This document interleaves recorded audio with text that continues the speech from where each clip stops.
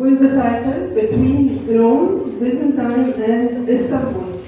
So we will travel in this session between different locations in time and space, I imagine. And our first speaker is David Hendrix. David is a researcher and he has a huge project about Addition to Humanities project about the Byzantine Legacy. And he is based in Istanbul. The title of the presentation is The Conversions of Byzantine Churches in Istanbul and Thessaloniki.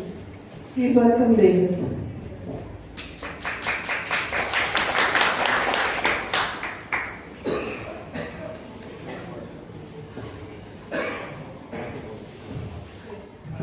Let me know if I'm not loud enough or you can hear me okay. That's fine. Everyone hear me? Yeah. Okay, so I will be talking about Byzantine churches in Istanbul and Thessaloniki. And of course, these were all converted into mosques when the Ottomans captured the cities. But also in the case of Greece, they were converted back into churches. And also in Istanbul, some were turned into museums and more recently turned back into mosques. So I will be discussing basically what happens to these buildings, more on the physical sense and how the decorations are changed, things, architectural features like this, things like that were added. This is of course I'll be focusing on Hagia Sophia. This is of course a kind of topic that is very sensitive in Greece and Turkey. There's a lot of cultural and political issues on the state level. Also, if you look at social media, you'll see lots of nasty things about that. This is, of course, very important to consider, but that is not what I'm going to be talking about. It's beyond the scope of this talk. My main focus will be on about how these buildings changed when they were converted. So before Hagia Sophia was even was converted to a mosque, it already had undergone some conversions. So the Crusaders captured the city and ruled it in the 13th century, and it was turned into a Catholic cathedral. And then, when the Byzantines recaptured the city in 1261, it was then converted back into an Orthodox cathedral. And it's believed that even before Mehmet conquered the city, that his great-grandfather Bayezid I already was envisioning capturing the city. He besieged it, and we believe he wanted this to be his kind of imperial royal mosque. So when it was actually captured, when the city was captured in 1453, May 29, the next Friday, the first Friday prayer was held there. It's interesting to note the name of this building. Its name did not change. So Hagia Sophia means holy wisdom, divine wisdom in Greek, and it's a name that was applied to it as a mosque. There are other examples, as I will show later on, in other cities where also the name continued. In fact, we know that there's some cities that had a Byzantine church. Sometimes we're not clear about its name, but we know it was not Hagia Sophia. And when the Ottomans captured the city, especially the large cathedrals were often called Hagia Sophia. So there's other examples of converted churches being called this. And when it was actually conquered and converted into a mosque, not too much changed. And it, of course, also became a kind of symbol of imperial rule in Ottoman Istanbul. And many sultans viewed it both as a rival and a kind of a challenge and inspiration. So here you can see, for example, Suleymaniye, Sultan Ahmed, Blue Mosque. These are all directly inspired by and trying to rival Hagia Sophia. The building itself did not change too much at first. Probably the first minaret was a simple wooden one. There's some debate about some of the minarets, definitely some were added later. The one here on the bottom middle is a brick one. And this one actually was not built until a few decades after the city was conquered. So the very beginning, very little was changed from the outside.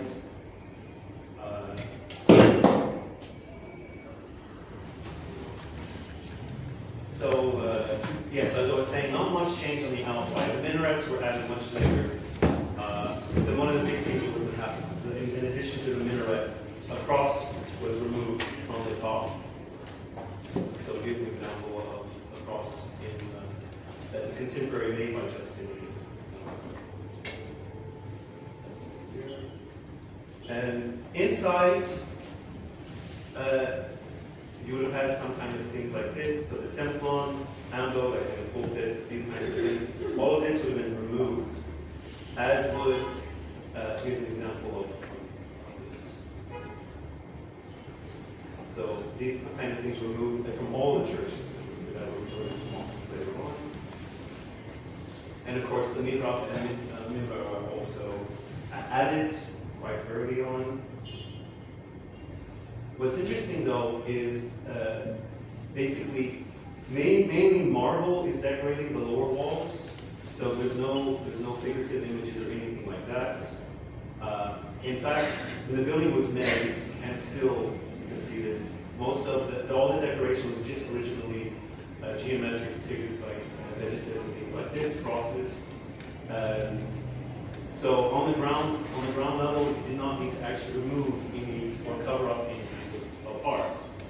Still, we know that the Christ in the dome of Hagia Sophia was visible for until the early 17th century. That's what was covered up. And here you can see some late 17th and early 18th century images. For example, here's the Virgin Mary and the angels of Seraphim. This is 1711. So you can see all of this art was still visible. So people were praying for 250 years with the Virgin up above. So this was visible, and then it was covered up sometime after 1711. And by the way, this is here. So this stuff was later on covered up, and then when it was converted into a museum, coming back to that moment. So more things were added over time to this as a mosque. So here's just a few extra little details I'll show. So the sundial, very interesting addition. This is mid-19th century. These are made by the same person.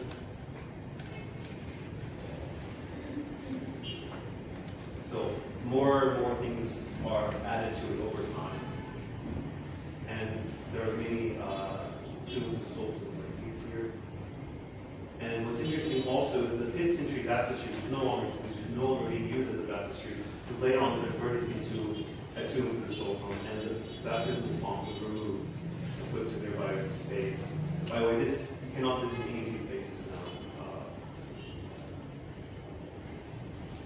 So of course carpets were added and that sort of thing. And then when it was converted into a museum in 1934, the carpets were removed.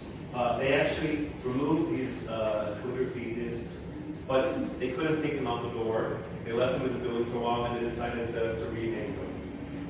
I believe the carpets have gone missing since this conversion. Another thing that happened, for example, this building, the madrasa, was destroyed for no reason. It's recently rebuilt.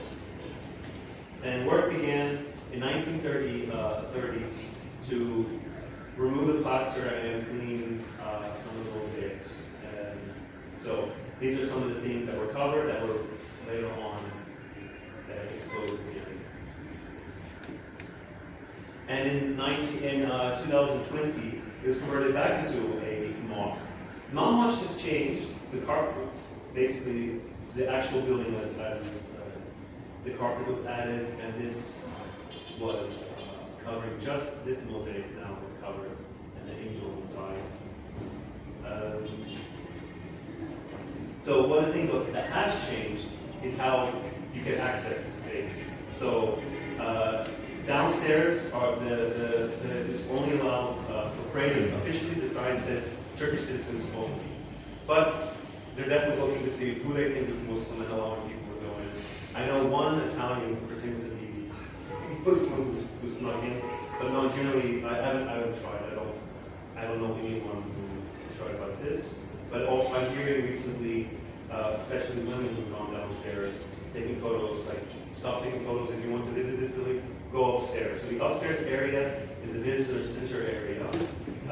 And also because the way the building is organized now, the Sultan's tombs are basically in this visiting area. So it's not open at all to the public, which they were before. And like I said, this is covered. And one other thing, they did this twice, they actually drilled holes into the mosaics to have made this device.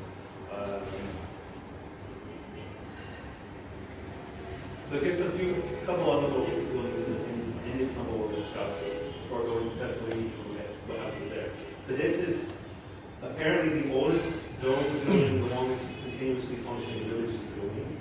It was built in the 500s by Justinian, who also built Hagia Sophia. And it was converted into a mosque a little after 1500. And what's interesting are some of its little decorative details. So the porch was one of the things the authors did. Again, they didn't do much to change things at first. The porch was added. There's some mihrab and minbar, some different inscriptions. The building has suffered a lot over the years, so it lost its original decoration, covered with walls. What's interesting though is this. This is from the temple. So, like I said, all of these kinds of religious liturgical furniture was removed. And in some places you can actually see it reused in Ottoman material. So this is, and here, so this is what the temple looks like in Rome. So you also have this feature. This is kind of access to the door. And you also have this, which is probably here. This could be, for example, here, or hopefully the altar can be. There's another one I'm not showing that the whole thing is completely reused material. So we not only get to see how it was removed, but how it was reused as a material. And the madrasa was one of the things that was added, and actually it fell into ruin after being used by refugees from the Balkans, refugees from the Balkans. Also, this is basically very few scholars actually put this into context. It was part of the complex, the mosque complex. In the 20th century, first people went to strip all of this marble, and then its women's section collapsed. So it's a very sad and neglected building. That was a part of the mosque complex.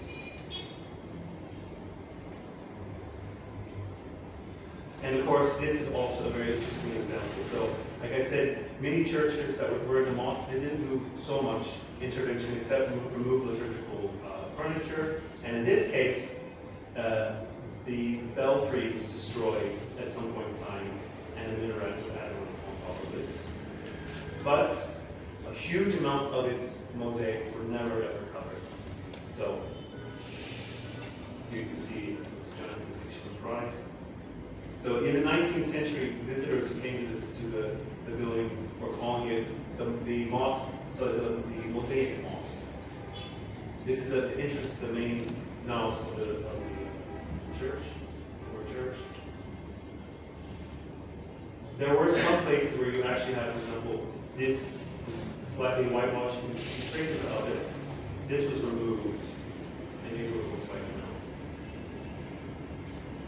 And of course, the carpet's removed, the minbar was removed, the mihrab was not. So these are all a kind of what you have to be turning into museums. Very quickly, let's go through this. Was a church that was actually given to the patriarch, and after for 150 years or so, was the patriarch. So in the late 16th century, it was converted into a mosque. This is the biggest change that was made here.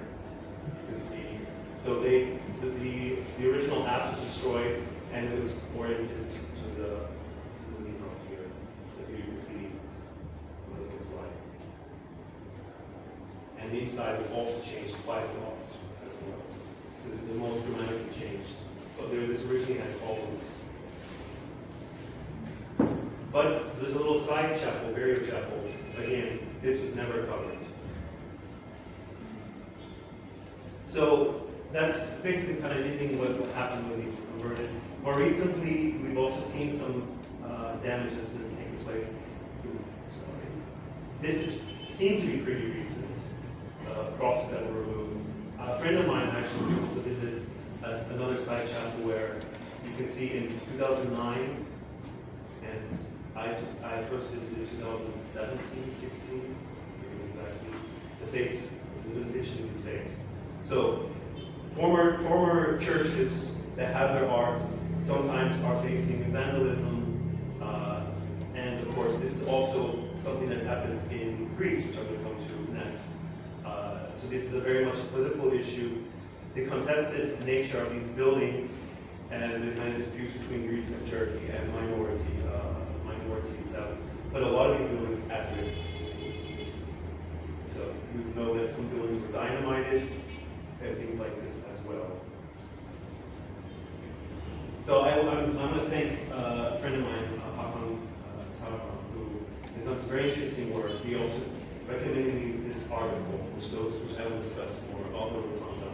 His doctoral thesis is basically looking at perceptions of Ottoman heritage in Greece and Byzantine heritage in Turkey, and it's very interesting to look at how people think. And one thing, basically, quite a lot of people think that we should, and in these different series we looked at, we should protect the heritage, but it should not be functioning. So we should make an Ottoman mosque, yes, it should be a museum, we do not want people breaking it though. And the same in Turkey as well. This more heritage. So Thessaloniki was an Ottoman city from the 15th century to the early 20th century. And this is something, if you visit the city, you kind of feel that people are very ill at ease with this heritage. And you also can see it's a city of many minarets. There's only one left in the city now. Is this one. So the rotunda, its original function is unclear. Some people think it was made by Valerius when the Tetrarchic emperors had taken around 300. But we know for sure it was not a church. When it was converted into a church, somewhere between the 4th and 6th century, this bit was added, and Christian art was added to it as well. When the Ottomans captured the city in 1430, it first became the actual cathedral, because Hagia Sophia in Thessaloniki, which was the old cathedral, was converted into a mosque.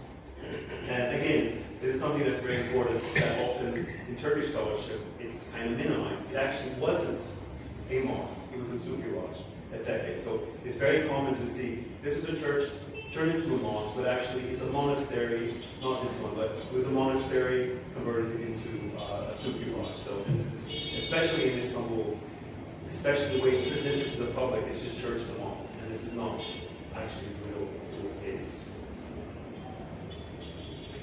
So it was converted into a church briefly after 1912 when Greece took control of the city. But in 1917, it was officially turned into the Macedonian Museum. This helped protect a lot of its Ottoman elements. So here you can see the minarets, one of the rare ones in all of Greece, and the only one that fully survives in Thessaloniki.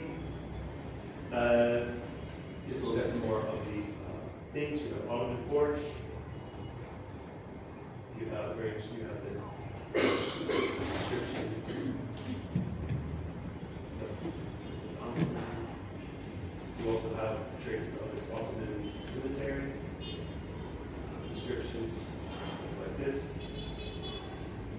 Nothing that's Ottoman survives inside though. So when it was, this building became kind of center of controversy, especially in the 1990s, basically between the Orthodox Church and the Greek state. So when it was turned into a museum, basically it became a practice that occasionally some religious services were held. This is very different, by the way, than in Turkey. A museum is a neutral space. It cannot have any religious practice, any kind of service or anything in a museum. In Greece, they allowed this. So in the 1990s, there actually was a lawsuit to officially for the Orthodox Church to take control of this. And during this time, there are all kinds of wild rumors. So, for example, the Ministry of Culture was said to be turning this into a center of Islamic study, which, of course, for Greek Orthodox, made people very angry. There's even stories that porn films were shown at this. None of this is true. So there was very, very heated moments. For example, at a concert in 1994, I guess, classical concert, people were very angry about this. In the end, 1995, it was officially decided this will remain a museum, and only 3 times a year there can be services there.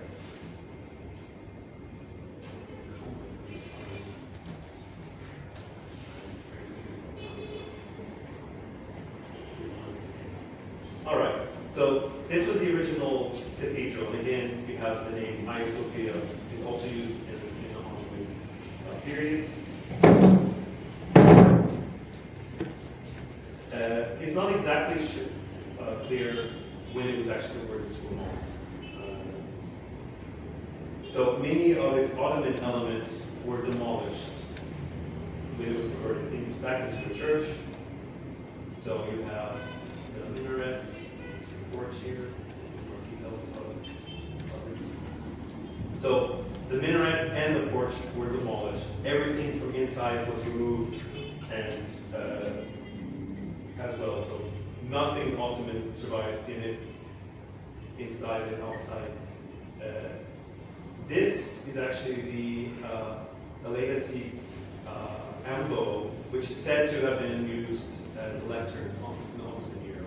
This was taken, I've never actually been able to see it, it's Istanbul and Portugal. The building was restored, all its frescoes were and mosaics were uncovered. The only thing that's Ottoman is this very strange thing, which we don't understand what it is. It's the minaret was on the other side, so whatever this is, it's a kind of Ottoman thing, but very nondescript. This is a church that was built around 500. And what's interesting about this is this was where the first Friday prayer was held in 1430. So its name in Turkish is the Old Friday prayer, as seen in the jungle. And again, anything like this has been removed, minaret destroyed, and things like that.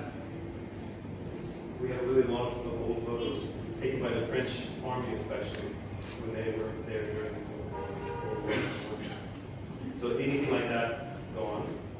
One little interesting detail survives on one column.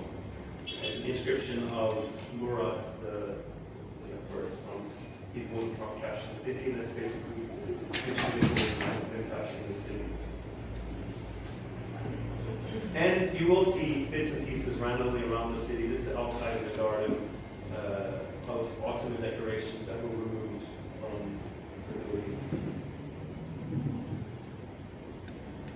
What's interesting about this building, it's both during the Balkan Wars and World War I, it basically served as a refugee camp. And people were living in this building for quite a long time. It was not converted into a church until 1930, so quite a long time. There's a huge amount of photos of like this, of people living in the building. This is also a very interesting building that is hiding a little bit of its Ottoman heritage. So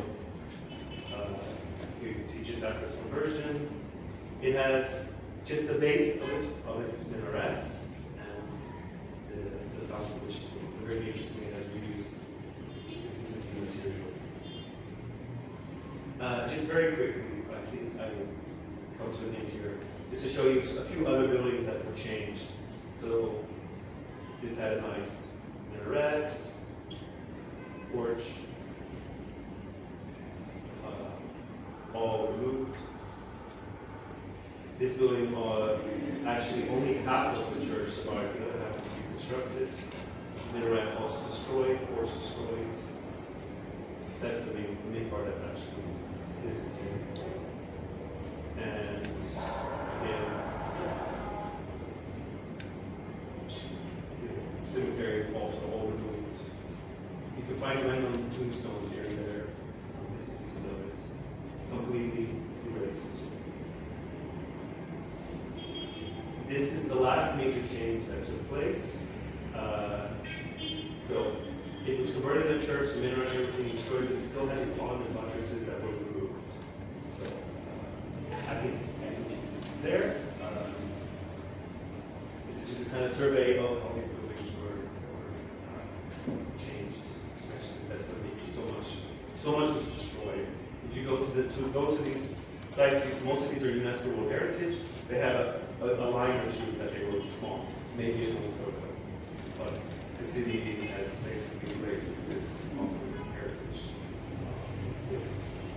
So I guess, does anyone have any questions?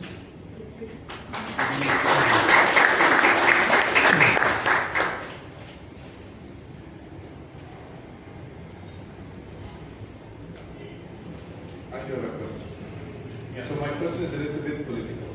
Mm-hmm. So between architectural conservation and Islamic political ideology, and the approach to do conservation, like keep the layers of history and tell the story of the building between conversion to mosque or church to mosque, how it's being handled now?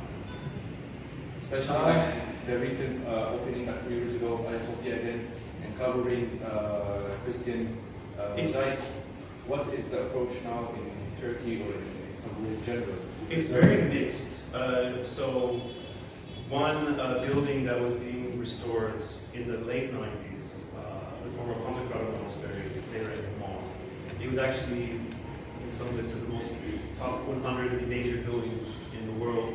It had a very good team, including American and two Turkish. They were doing very serious work on studying the building. It was an imperial monastery and very good place. Then they were kicked out of the team and different things happened. And then the restoration really is emphasizing a kind of later Ottoman period. And there are some art, some things like crosses and frescoes that were covered up.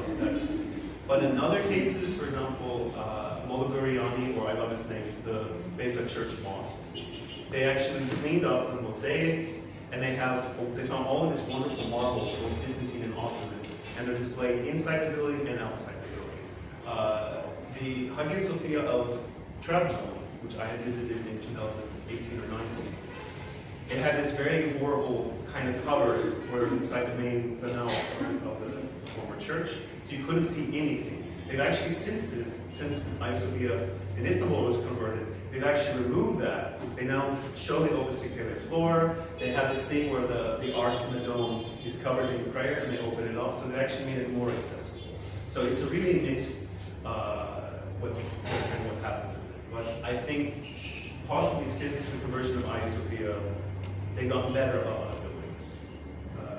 But yeah, it's very complicated, and it also partly has to do with the process. The Ministry of the Religious Ministry is responsible for this, and they often give gifts to companies. A lot of really interesting work has been going on in some buildings, and in another one I showed you that was a former patriarchate for a while. They actually did amazing excavations, and we probably will never see any of that published. So there's also an issue of what are they finding, and will they ever share it or not? So it's very complicated, and there's not an actually uniform approach to what they do.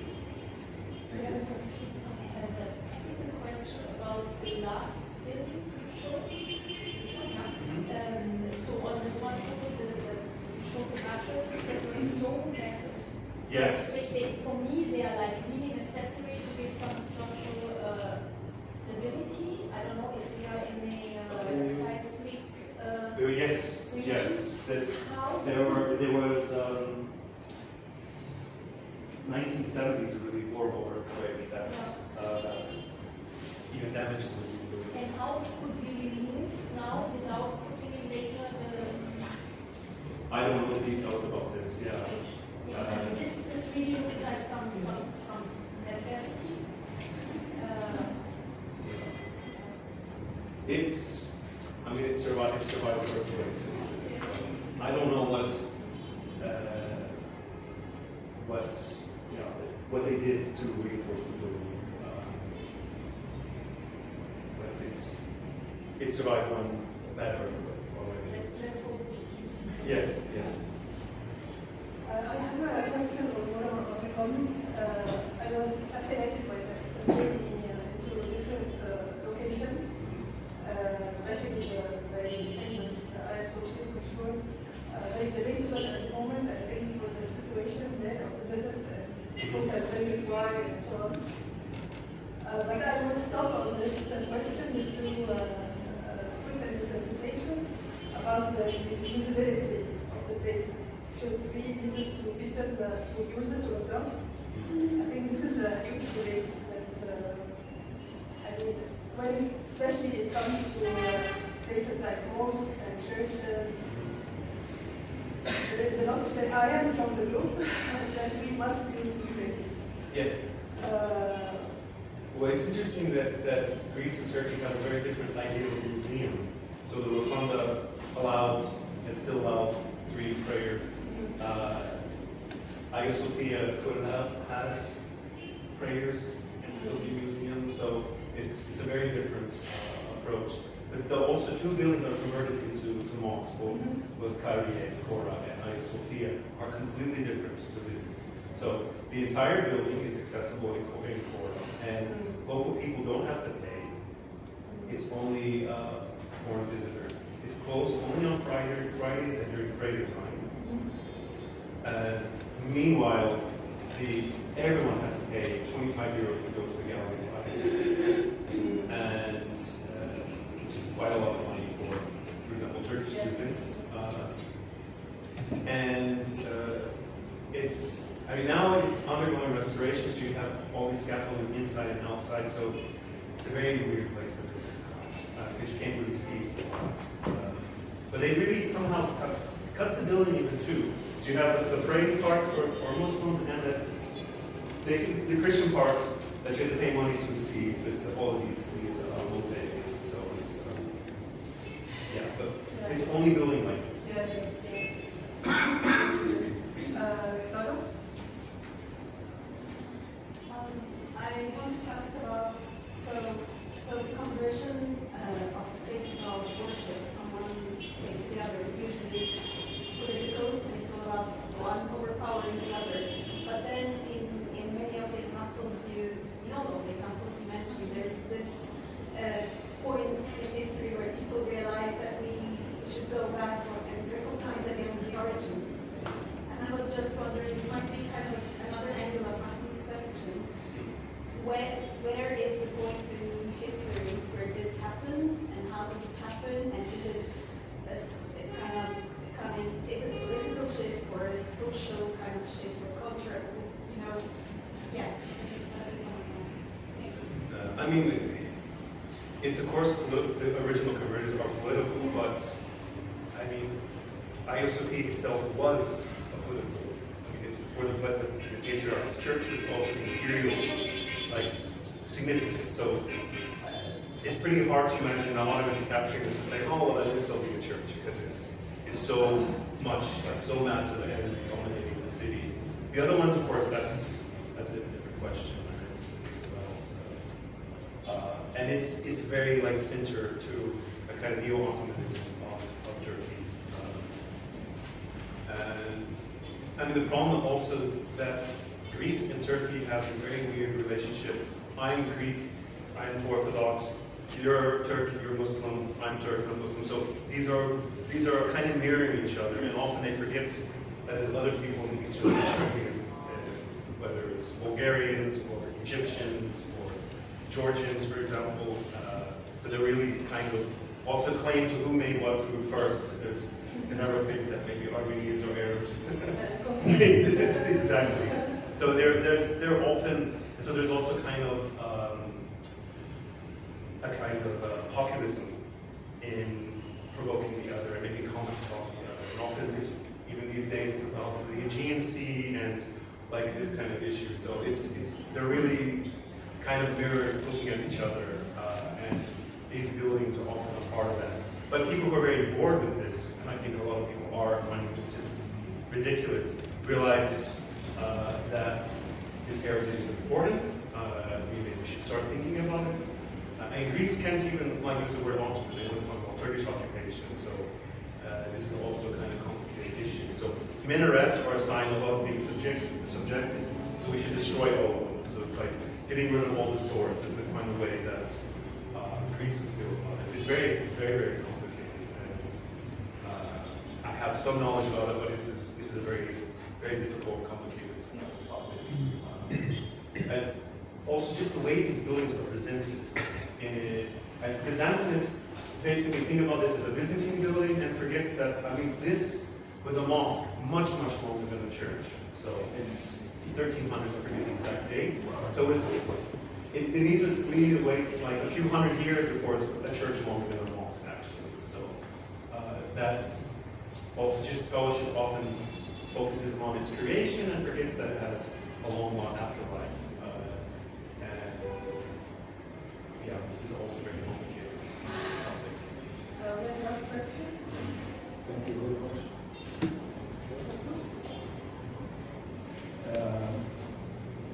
It's all about politics.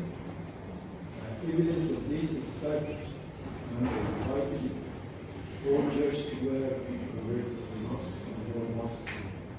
But there is an anecdote told there. They want to make a line between the church and Greek. They put it blue. So no, this is the flag of Greece. So now this is the flag of Turkey. So they made it green. I had a talk with Archbishop in Athens, and I told him, what is your main capital? He told me, Constantinople. It's outside. What is the second one? Alexandria. It's outside Greece. Okay, the third one, Athens. And therefore, Antiochus. How come it's outside the land? It's very. But something else is the accumulation of small problems. When I studied Greek language, just near the Acropolis, the problem when they occupy the place, they converted it into a powder store, and it exploded in the Acropolis. And many accidents with me when they, in 1922, when they changed the Greece from here. So it's all about that. Yeah.